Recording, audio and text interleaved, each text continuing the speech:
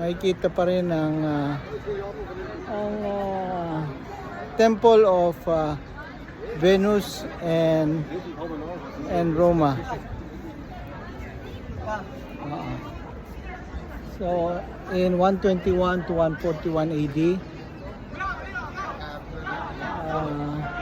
after moving the Colossus, Hadrian's architect Apollodorus of Damascus designed and built this temple, Roma and Venus, on the site of the atrium vestibule of Domus Aurea. It was a double-fronted temple.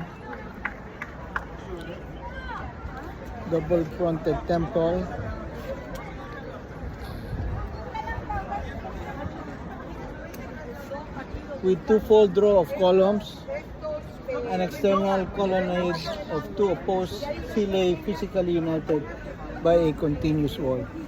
So yan po yung makikita nating mga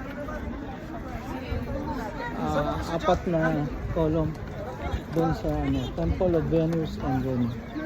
So yan po ang ating report pagpatuloy dito sa Rome, Italy.